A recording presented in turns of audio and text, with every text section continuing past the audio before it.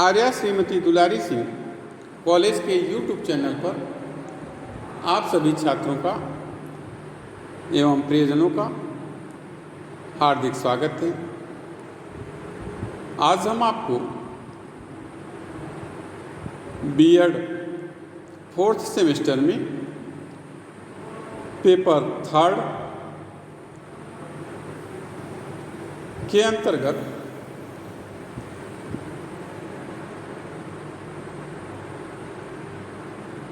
निर्देशन एवं परामर्श की प्रविधियों के अंतर्गत आज हम आपको साक्षात्कार प्रविधि के बारे में आज हम चर्चा करेंगे। आशा करते हैं कि आपको वीडियो पसंद आएगा और वीडियो को ज़्यादा से ज़्यादा आप लाइक करिए, शेयर करिए, चैनल को सब्सक्राइब करिए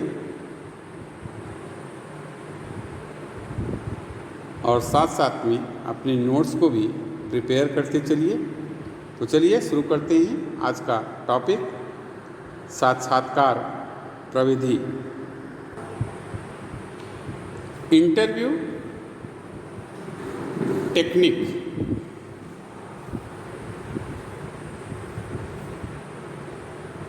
साक्षात्कार क्या होता है? सबसे पहले तो यही जानिए कि साक्षात्कार का अर्थ है दो व्यक्तियों का किसी उद्देश्य की पूर्ति हेतु आपसी वार्तालाप।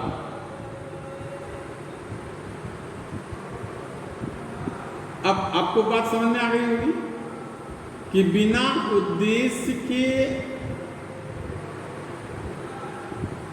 साक्षात्कार नहीं हो सकता है। यानी साक्षात्कार होने के लिए उद्देश्य का होना मस्ट है, वेरी इंपॉर्टेंट, जिसमें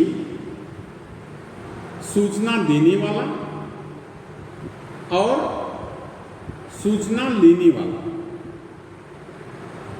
दोनों ही किसी विशेष उद्देश्य की पूर्ति के लिए वार्तालाप करते हैं। इसी साक्षात्कार प्रविधि को परिभाषित किया है यंग ने बताया कि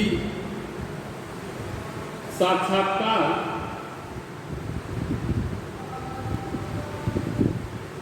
वह क्रमबद्ध विधि है जिसके द्वारा एक व्यक्ति अपेक्षाकृत अजनबी व्यक्ति से या अजनबी व्यक्ति के जीवन में प्रवेश करता है।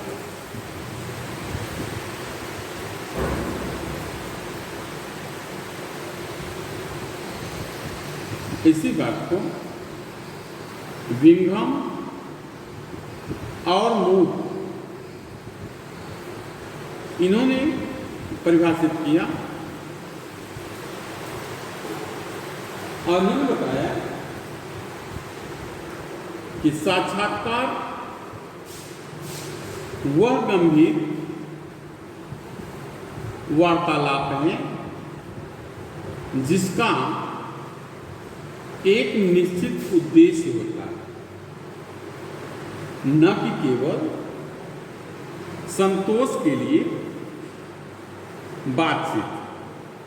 आपने प्रायः देखा होगा कि कोई भी एग्जाम होता है, जैसे बड़े पद जो होते हैं हमारे यहाँ भारतीय प्रशासनिक सेवा का स्तर के जो पद होते हैं, जैसे आईएएस की परीक्षा हुई, पीसीएस की परीक्षा हुई। तो आईएएस और पीसीएस की परीक्षा के बाद चूंकि उस अधिकारी को क्या लेना होता है, एक जजमेंट लेना होता है, और वो जजमेंट किस आधार पर ले पाएगा, इस बात को जानने हेतु एक जो साक्षात्कारकर्ता होता है, यानी जो इंटरव्यू लेता है, वह इस बात की परख करता है कि उसके अंदर वो एबिलिटी है या नहीं। तो वहां पर क्या हुआ, वहां पर किसी एक उद्देश्य की पूर्ति हुई, और वो उद्देश्य था कि व्यक्ति में परिस्थिति के अनुसार जजमेंट लेने की जो क्षमता है वो है या नहीं। तो इसी को हम क्या कहेंगे, इसी को हम इंटरव्यू कहेंगे, इसी को हम साक्षात्कार कहेंगे। और सामान्य रूप से अगर हम बात करें तो दो लोग आपस में अगर बातचीत कर रहे हैं तो हम अगर वहाँ पे किसी उद्देश्य बगैर वार्तालाप हो रही है तो उसको हम इंटरव्यू नहीं कहेंगे, उसको हम साक्षात्कार नहीं कहेंगे। आगे हम देखते हैं साक्षात्कार के प्रयोजन क्या है, ये साक्षात्कार क्यों लिया जाता है। तो सबसे पहला प्रयोजन है कि जो व्यक्ति है उसके संदर्भ में इंफॉर्मेशन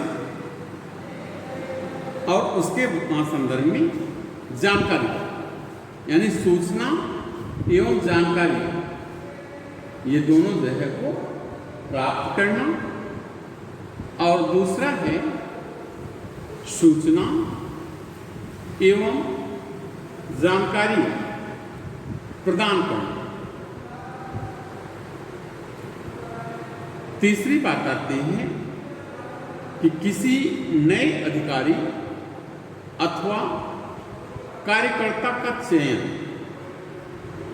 चौथा प्रयोजन है कि समायोजन संबंधी समस्याओं का समाधान करना। और पांचवा प्रयोजन है कि साक्षात्कार के माध्यम से अच्छे संबंध को स्थापित करना। और छठवां है कि साक्षात्कार के द्वारा विचारों, भावनाओं एवं अभिवृत्तियों की जानकारी प्राप्त करना।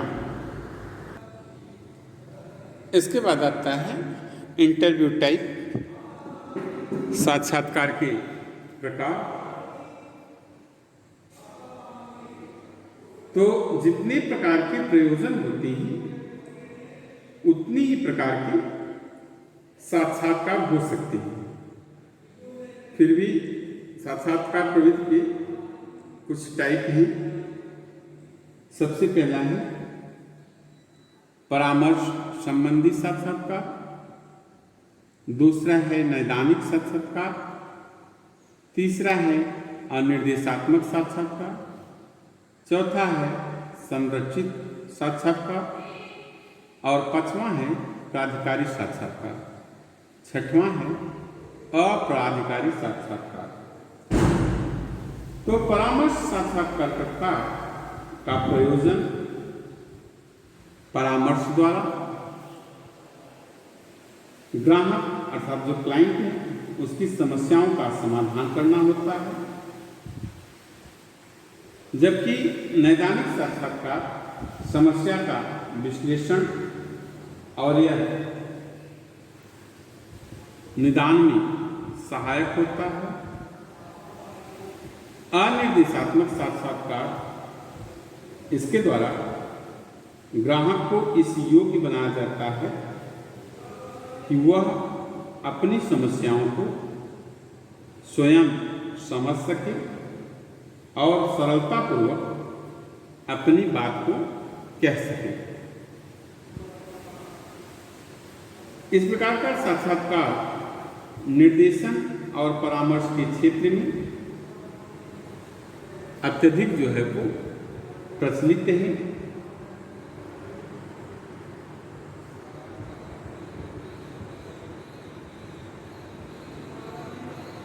प्राधिकारी साक्षात्कार में साक्षात्कार करने वाला का स्थान जो होता है वह ऊंचा होता है और वह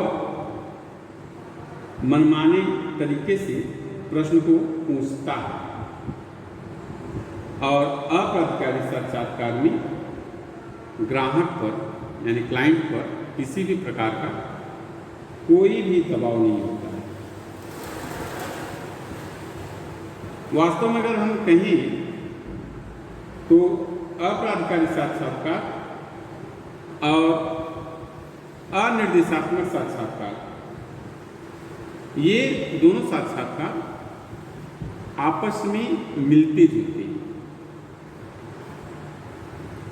साक्षात्कार की सफलता के लिए कुछ सुझाव दिया जा सकता है। सबसे पहला सुझाव तो यही है कि साक्षात्कार करने वाला साक्षात्कार करते समय न तो वह भाषण दे और न बातचीत द्वारा जो है वो ग्राहक को यानी क्लाइंट को दबाने की कोशिश करे। दूसरे अगर सुझाव की तरफ हम चले तो साक्षात्कारकर्ता सरल भाषा का प्रयोग करे और अपने ग्राहक को अत्यावश्यक सूचना ही दे। यदि ग्राहक से कई बातें कही जाएंगी तो वह निर्णय लेने में कठिनाई का अनुभव करेगा। साक्षात्कार करने वाले को चाहिए कि वह पहले इस बात का सही तरीके से पता कर ले कि ग्राहक क्या चाहता है और फिर इसके बाद ही सुझाव या उत्तर वह दे। और एक बात और ध्यान रखना चाहिए कि ग्राहक की जो भावना है उस भावना और रवैये से भली भांति परिचित हो ताकि विचार विनिमय में कठिनाई जो है वो ना उत्पन्न।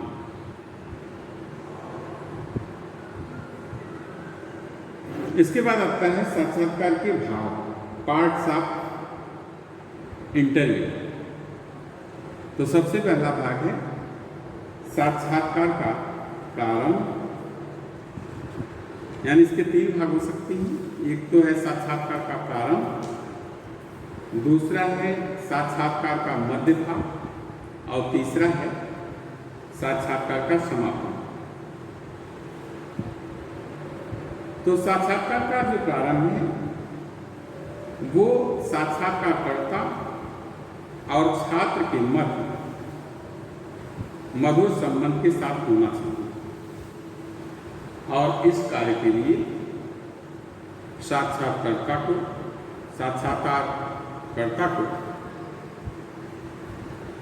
सुझावों का पालन करना चाहिए।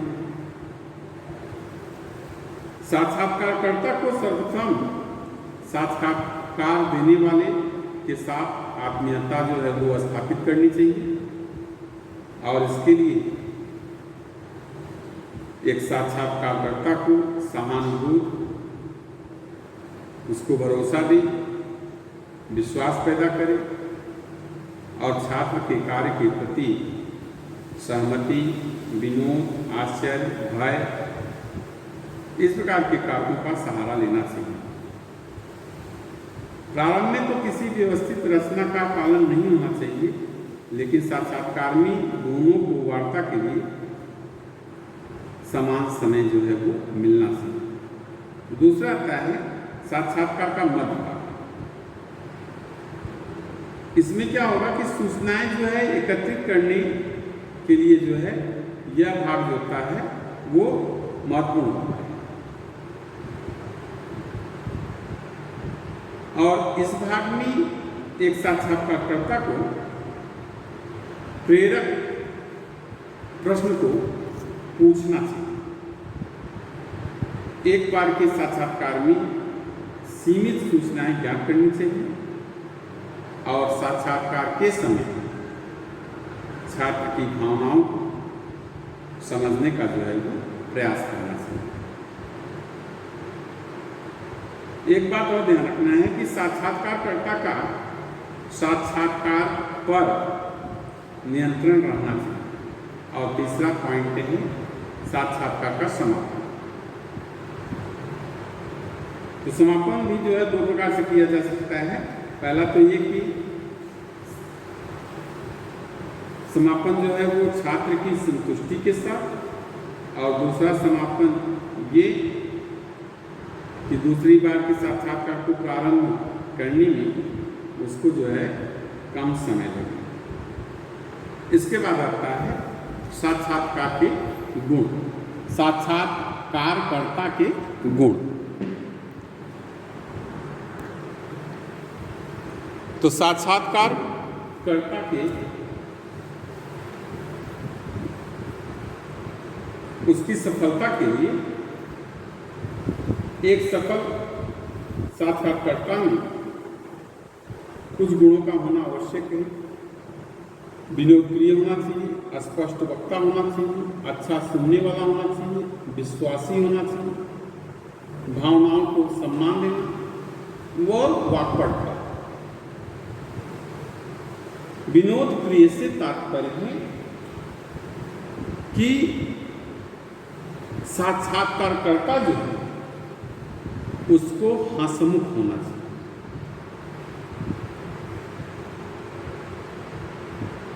चूंकि तनाव मुक्त स्थिति से निकालने में साक्षात्कारकर्ता की जो हंसने की प्रवृत्ति है वह उसकी क्या करती है, सहायता करती है।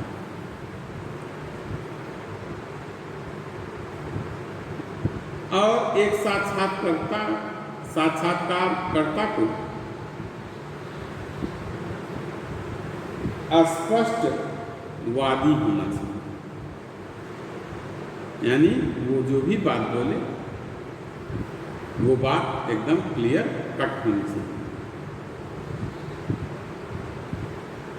और तीसरी बात ये है कि साक्षात्कारकर्ता के अंदर एक और आदत, अच्छी हैबिट होनी चाहिए कि वह अच्छा सुनने वाला होना चाहिए।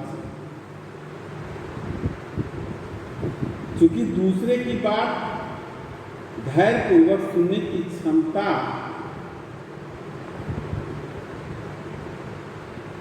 ही एक साक्षात्कार लेने वाले व्यक्ति के अंदर होना चाहिए।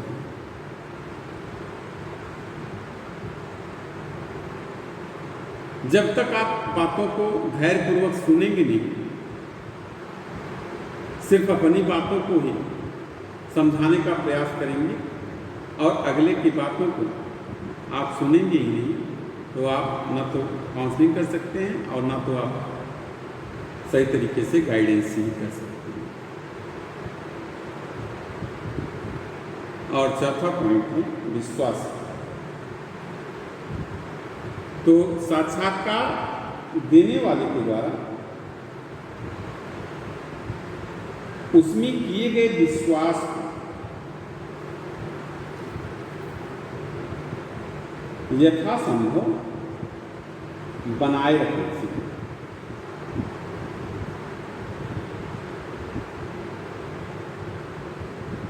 अर्थात साक्षात्कार के समय छात्र के वर्णित जो तथ्य यानी छात्र द्वारा बताई गई बातों को हमेशा गुप्त रखना चाहिए। इसके बाद में भावनाओं को सम्मान दें। साक्षात्कारकर्ता को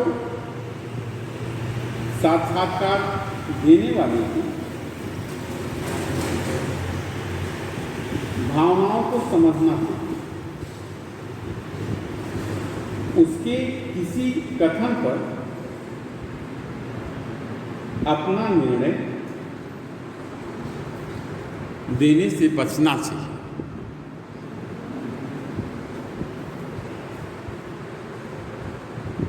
और छठी बात है वाक्पटुता।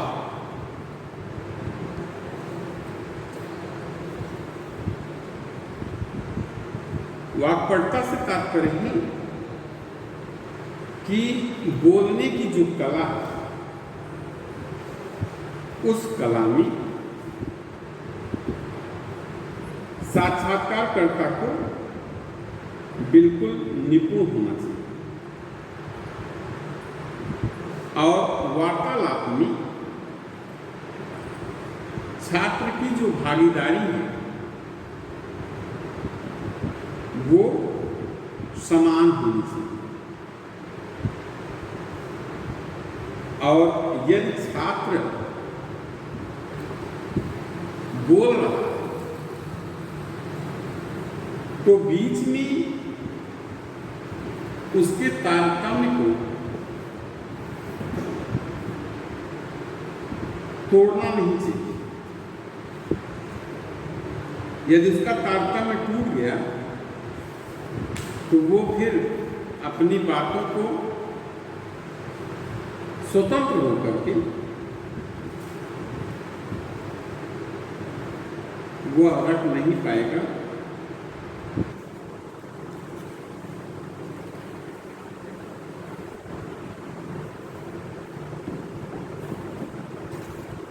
साक्षात्कार के क्या लाभ हैं, इसको हम पॉइंट के माध्यम से देख लेते हैं। सबसे पहला पॉइंट है कि यह जो प्रविधि है वह प्रयोग में सरल है, यानी इसका जो प्रयोग है वो प्रयोग करने में यह बहुत ही सरल और सुविधाजनक है। दूसरा है कि छात्र की अंतर्दृष्टि विकसित करने में यह सहायक है। और तीसरा है कि संपूर्ण व्यक्तित्व समझने की उत्तम प्रविधि। चौथा है कि छात्र को अपनी समस्याएं प्रकट करने का अवसर मिलता है। और पांचवा है कि परिस्थितियों के अनुसार साक्षात्कार को लचीला बनाया जा सकता है।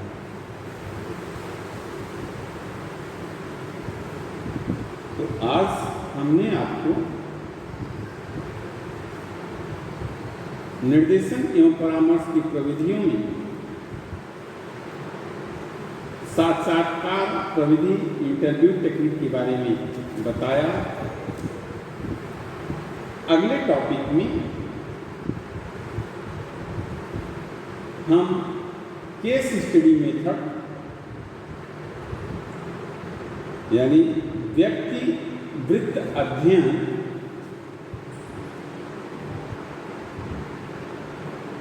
को लेकर के आपके सन्मुख फिर से उपस्थित होंगे।